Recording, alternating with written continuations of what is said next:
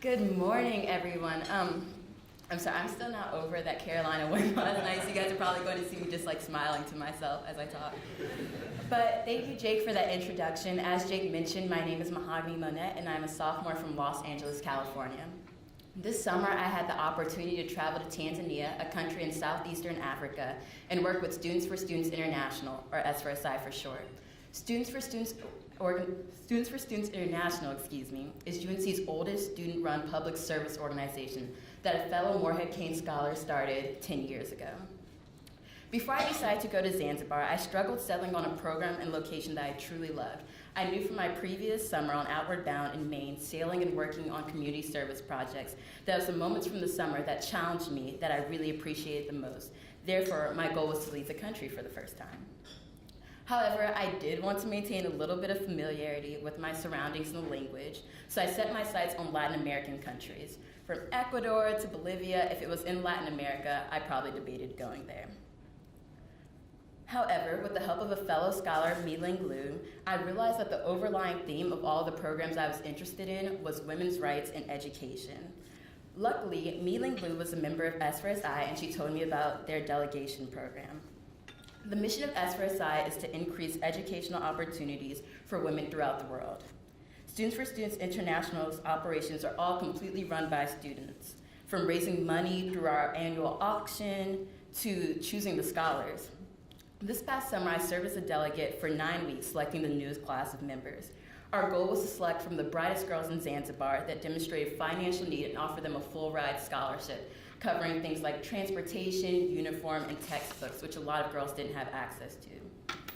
After handing out applications at our 3-member schools, we conducted 70 interviews, and after semifinalist interviews, narrowed down our group to 8 recipients, which was probably the hardest job I've ever done, even including my Outward Bound trip. I have so much respect for anyone who deals with selection and admissions, so shout out to Mariah and Dave for the amazing work that they do.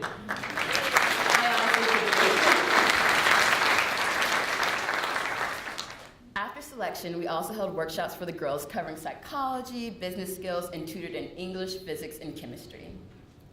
My favorite moment from the summer occurred at a graduation ceremony at one of our member schools, Bimbella Secondary School. At Bimbella, we had the opportunity to watch many of our former scholarship recipients perform skits and sing about the importance of women's education and the need for more educated women in the workforce. While I sat through their performances, I recognized not only the similarity between our experiences, I understood their desire to be a groundbreaking woman in our future career paths, to impact socio-political issues in our country, and our gratitude we felt for our communities and the teachers that supported us throughout our own education. In addition to my privilege, I discovered the tenacity of the girls I had spent time with. During interviews, I sat in absolute shock as 15-year-old girls explained to me the issues with their political system, corruption, their ideas to increase access to malarial medications, fresh water resources, as well as the need for female doctors, engineers, computer scientists. The one thing I was most amazed with was all of them wanted to be engineers and medical students. And quite frankly, the semester before I realized that pre-med was not going to work for me, so I was very proud of that. Chem 101 really knocked me out. Okay, these girls had reached higher levels, someone laughed because they understood that. These girls had reached higher levels of education in chemistry and physics than I ever had and ever will, without consistent access to computers, internet, textbooks, and even their teachers. One thing that really surprised me is one of the girls mentioned that she basically had to teach herself chemistry because they didn't have enough teachers for their school, and we had to show the girls Google for the first time and gave them access to things like Khan Academy for when they didn't understand this chemistry law. One of the girls that really stuck out to me was Hudaifat Hamadan. She received a scholarship to study in the state of Washington at Lake 7th Street School, but also presented her innovations in front of the World Bank and did very meaningful work on environmental protection that was eventually reported in her local newspaper. In her free time, she volunteered at her local elementary school and informed younger students of her culture, and also met our current Secretary of State and the U.S. Ambassador to Tanzania in the 3 months that she was here.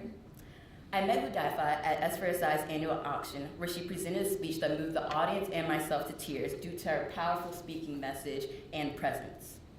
A few months later, upon returning to Zanzibar, Hudaifat just finished her Form 4 national exams. And the national exams out there are ridiculous. I thought the SAT and ACT was a bit much for me. I wouldn't have made it. but few girls make it past this level of their education, and Hudayfa hopes to come and study at Carolina once she passes her next level of exams.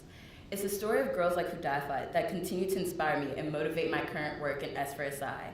While I came to Zanzibar excited for the impact and service I could offer these girls, I left humbled by the lessons and affirmation the scholars provided me. In essence, that's why the Morehead experience has been so important for me. An opportunity to learn lessons and challenge myself in ways that I'd never expected. While I previously thought that Outward Bound had been one of the greatest challenges I've ever undergone, as Jake mentioned, I was on a boat with 9 other people, and being a huge city girl, I really thrive off other people. But traveling internationally for the first time with 3 other girls in a country whose language and culture was foreign to me truly molded me. These changes have not ended either. The Morehead and Carolina have opened so many incredible doors for me. Through my conversations with scholars from S4SI and my friends here at UNC, I gained a greater sense of the similarities in our experiences being Black women in our respective countries. Months later, with the help of my psychology TA, I was connected to a clinical psychology lab here at UNC that studies the adverse effects of racism on Black youth.